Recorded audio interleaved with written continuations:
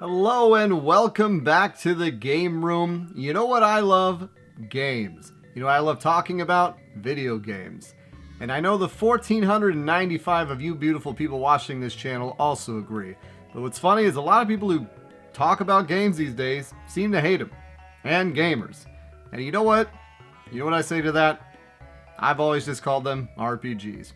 Anyways, that's not why you're here today. Today, I wanted to talk about some more negative stuff, which is games that disappointed me.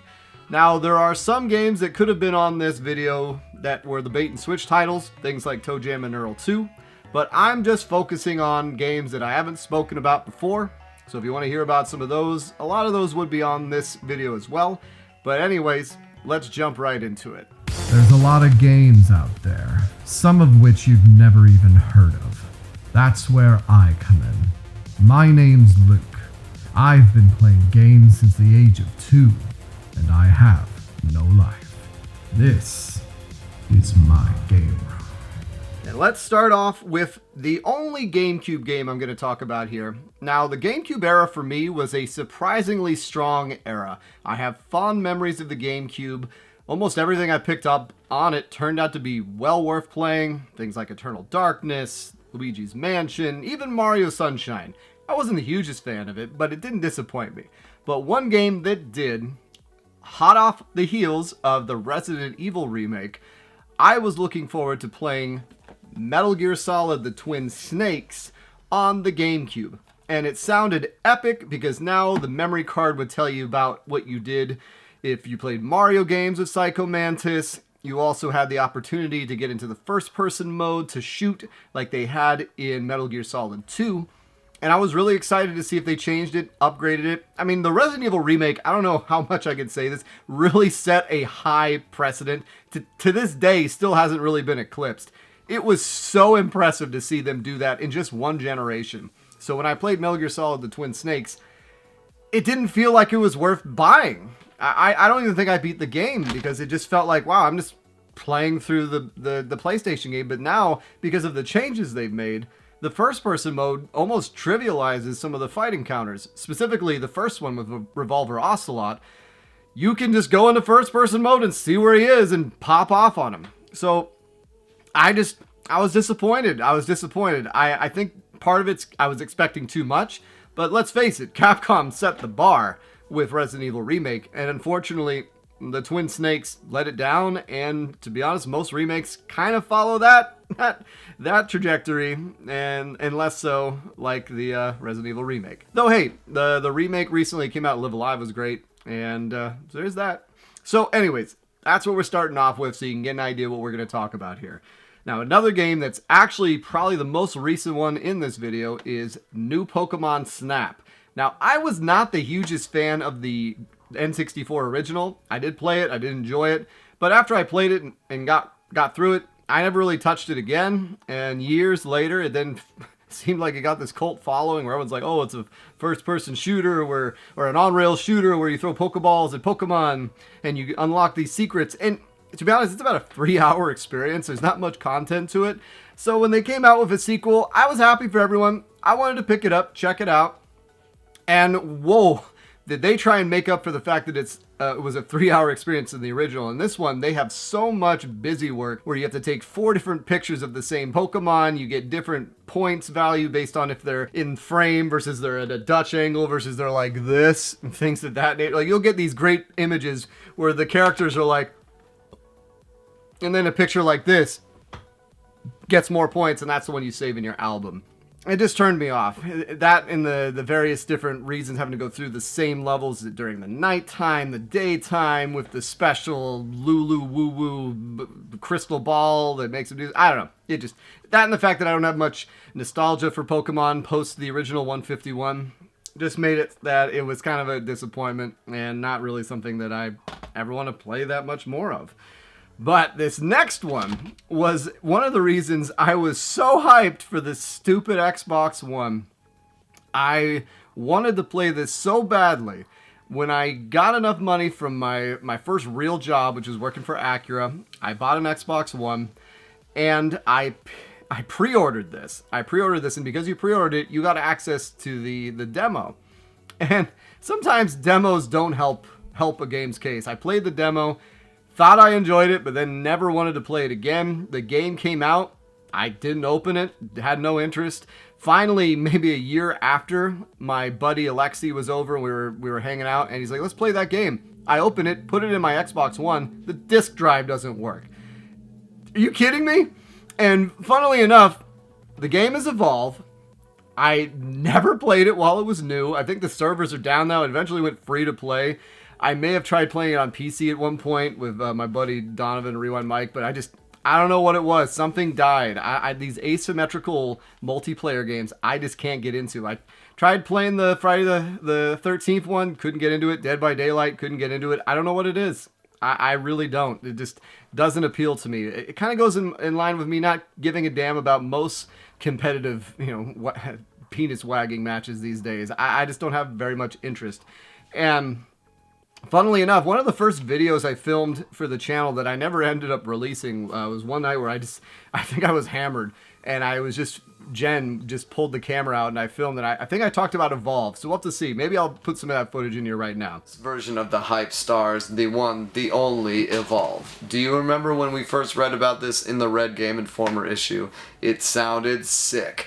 We read about it and like, damn, this is going to be Left 4 Dead, first-person shooter, and different because you can do League of Legends style monster fighting. Holy crap, this is going to be sick, y'all. That's what we thought. It was going to come out in the Christmas of 2014. It was going to be ridiculous. It got delayed till February 2015 already. That's alright. We'll wait. It still looks sick. And then we get the beta. We get the beta on January time on Xbox. So I went out and immediately... Oh, you know what? I'll rewind. When they announced Evolve, I was like, oh my god, I have to get this game. I have to get this game. This game is going to be ridiculous. I cannot wait. I'm going to be able to play as the monster versus 4 people that are in a group and not have to worry about having any friends, because I don't. And I can just play against other people that have friends and kill them because I'm better than them. That's going to be great. Evolve, huge disappointment. The second of 2 for the Xbox One, and the one that showed me my Xbox One's disk drive was broken, which I actually had to mail the damn thing in to get it fixed. And now, a few years later, that Xbox One that I still barely use, the Wi-Fi stopped working. So I can only use it if I plug it in, which is essentially made it just a useless DVD player, Blu-ray player. I don't know. I have these Xbox One games I'd love to play, but they're stuck on that system, and I don't have a hardwire connection up here in my game room. I know. Blasphemy. But the other game for the Xbox One that put the other nail in that coffin and made me jump ship to the PS4 when I got the Destiny bundle was, ironically, the original version of Titanfall. It was going to change this landscape of video games, just like Titanfall, but Titanfall never did. The sequel has a great single player. The original is just an always online mess. Seemed fun, seemed like it was going to be great. I was hook, line, and sinker on this game just like I was on Evolve, and boy was I wrong. I don't know what it is. This was really the beginning of the end for me with this, the competitive Call of Duty, Halo, deathmatch craze. These 2 games, specifically Titanfall, that really hurt. That was the whole reason I picked the Xbox One over the PS4, and I played it maybe for a couple of weeks, a weekend, and that was sort of the onus for me to go and start looking at the back catalog I'd missed, things like Earthbound and Chrono Trigger, and various Super Famicom games we never got, like Treasure of the Rudris and things of that nature. I played Super Metroid in this time frame. Like a lot. This was 2014. A lot of before I started the channel, I beat a lot of these bangers, just kind of seeing what I had missed, and was a lot of the onus for why the first year of my channel really was a lot of these Super Famicom games I'd never heard of, because I was so disillusioned with the offerings we were getting from modern games.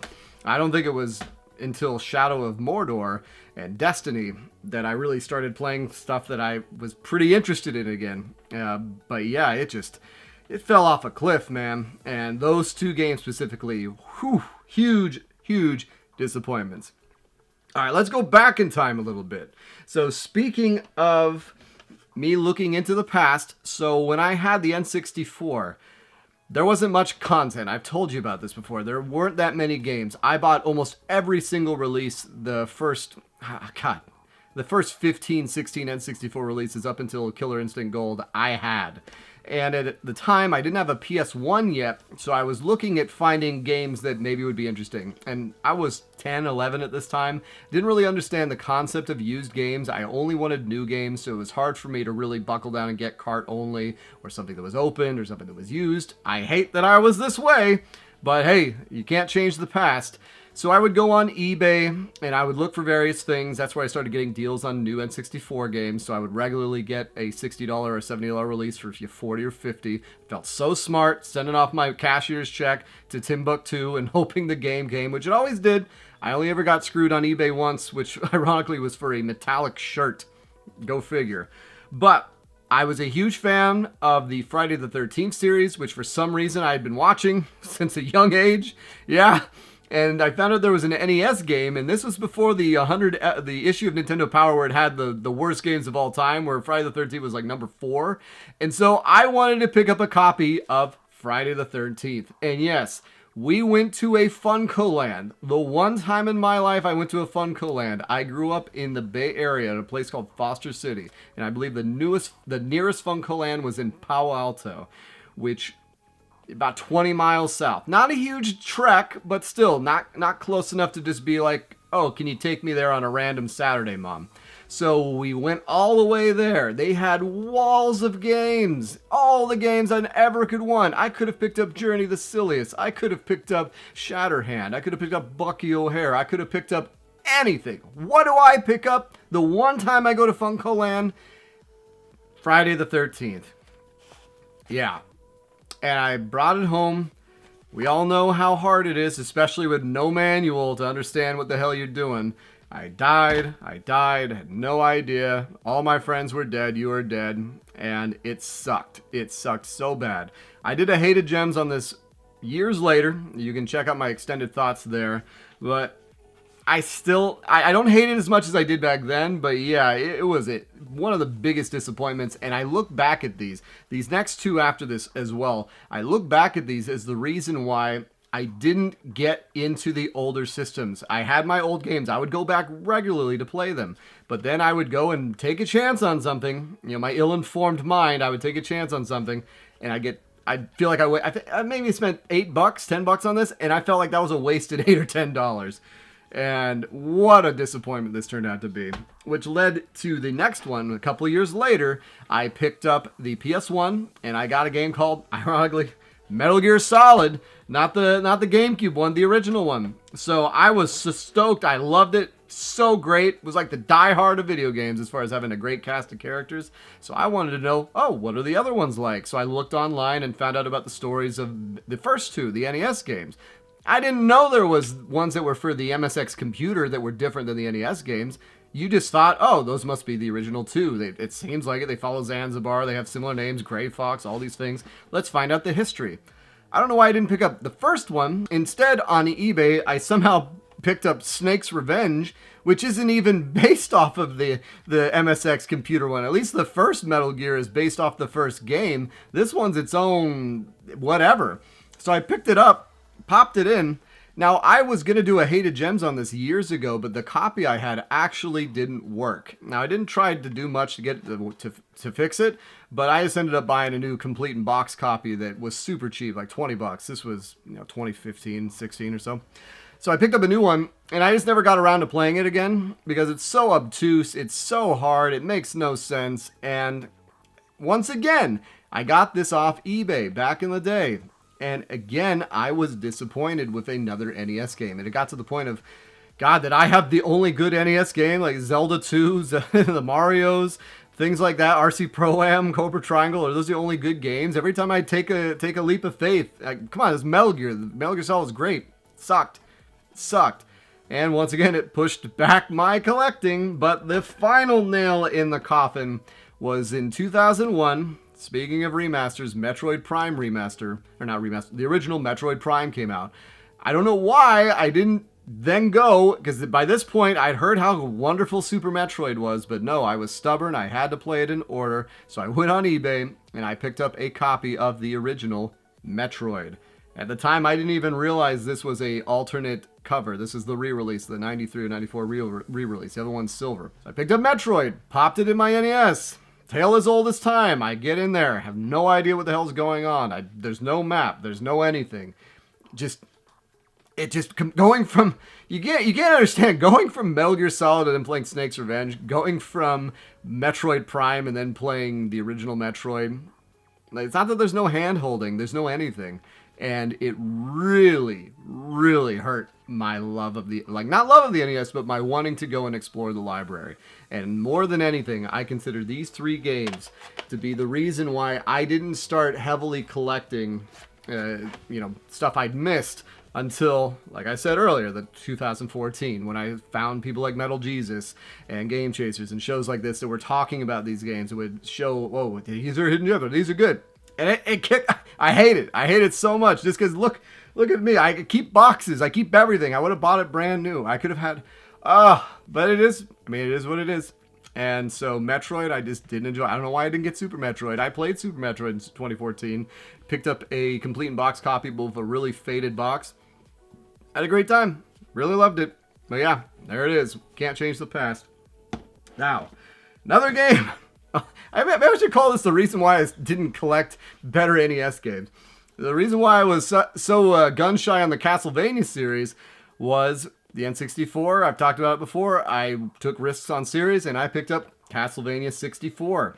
And to be honest, I wasn't super disappointed. I just wasn't super in love. And one of the reasons why I was disappointed is because then, like 6 months after it came out, I'd never seen this before, and I don't know if this has ever happened again, especially now with DLC and everything. They essentially came out with the Game of the Year edition with 2 new characters and all this, but at the time they did such a bad job of promoting this that it literally just looked like, why are you releasing this again? Why would I want to, what? To make matters worse, Symphony of the Night had come out, and I didn't want to play it. Thank God my buddy David practically forced me to play it. And I loved it. But when I asked him, oh God, are the older ones like this? He's like, no, this is the first for the series. And it's like, oh, okay, well, if all I have to go on is Castlevania 64 and Symphony of the Night is now taken into a new direction, all right, I guess I'm good on that. I never went back and picked up 1, 2, or 3, or Super Castlevania or Bloodlines until years later. What a mistake. What a mistake. And I love 1 and 3. 2, I could live without. All right.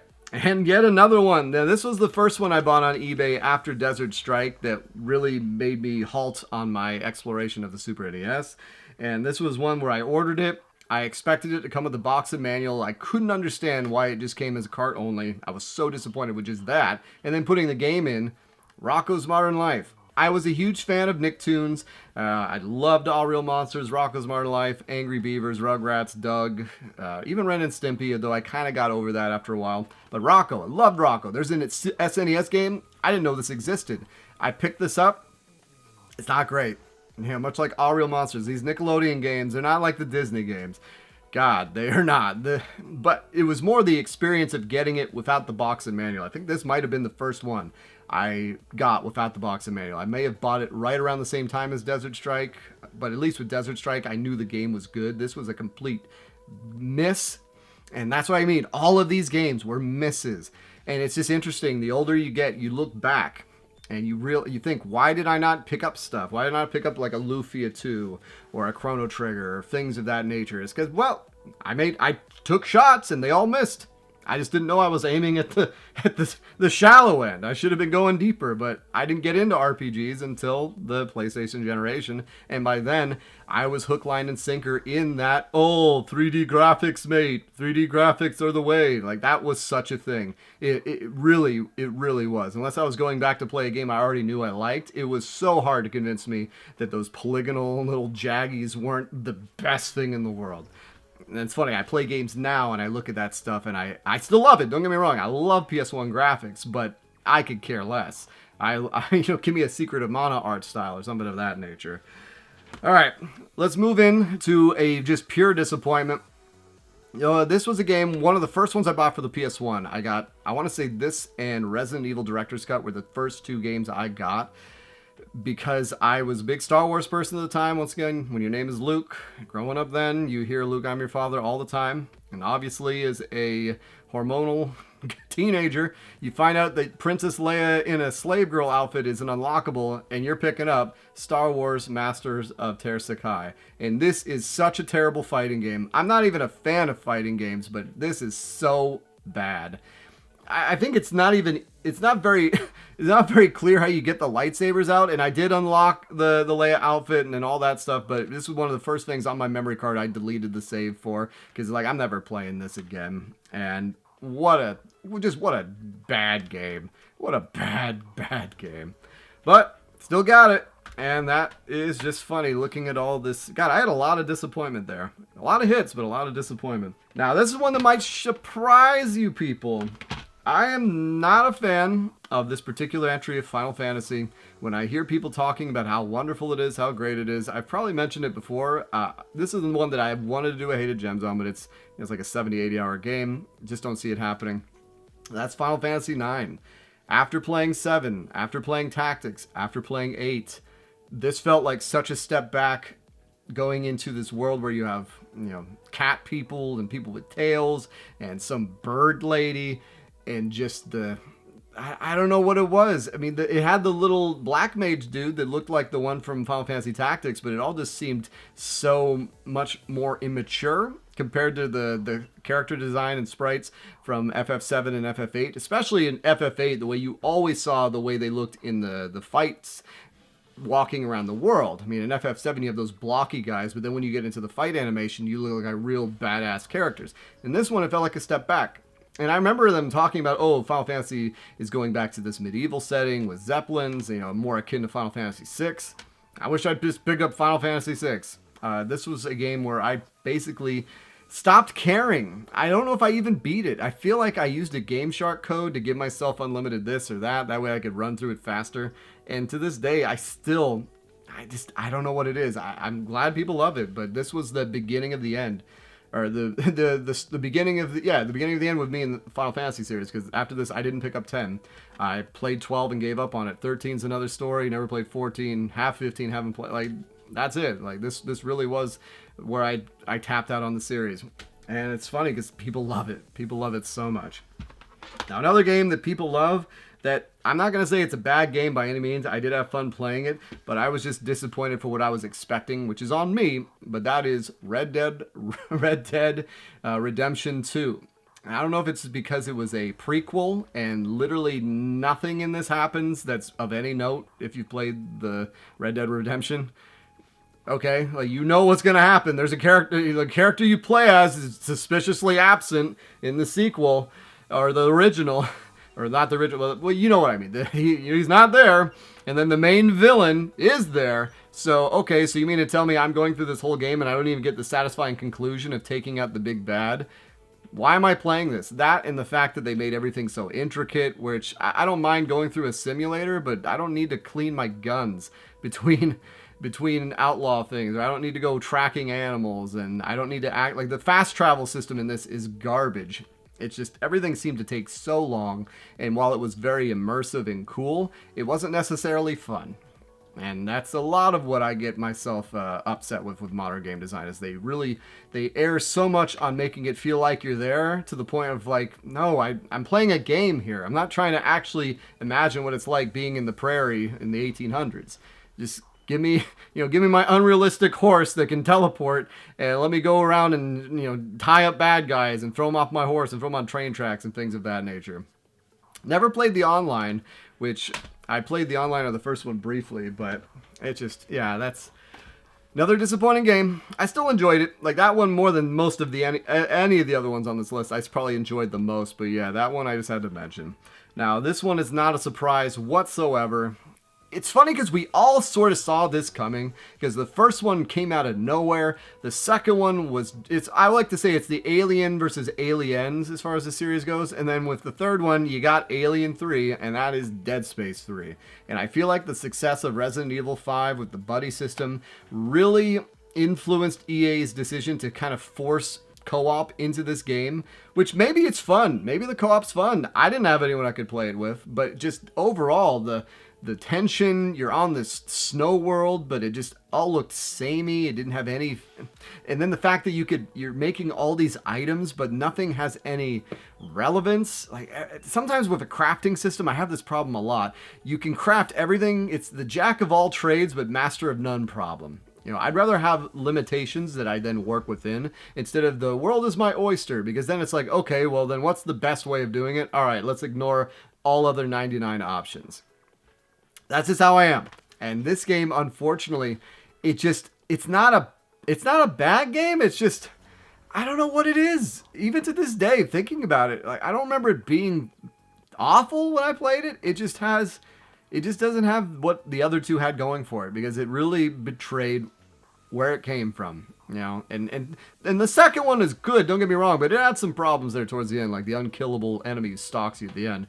Nothing could equal the first one. I haven't played Dead Space Remake yet. Hopefully it brings back the series. I'd love to see a remake of the second one, or maybe even remake the third one and make it good.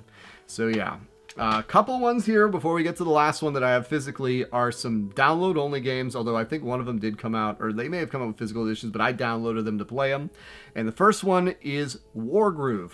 Now, Wargroove was a game I thought I would really like because it's sort of a tactical game in the vein of Fire Emblem, but I don't know if it was the art style, the way the gameplay is. I've never played the Advance Wars series, so I didn't know going into it how the games would play, but it just wasn't something I enjoyed. I just didn't enjoy the gameplay, the way you were always sacrificing units, I guess, or when your units took damage, they just became absolutely useless. And the next one that was download only was a game that got me because it was a DLC for a game called Crypt of the Necrodancer, and that is Crypt of the Necrodancer Cadence of Hyrule.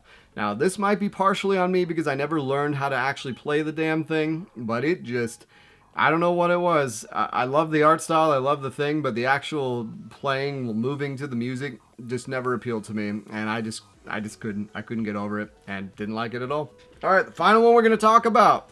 So back in the late 90s, like I said, I was hook, line, and sinker on the N64. I had Pokemon Blue, loved it, and I was looking so forward to seeing my Pokemon on the N64 because they never came out with a damn game for it. They didn't come out to a console Pokemon till the Switch, like an actual one, and that's because they gave us the stupid Pokemon Stadium series.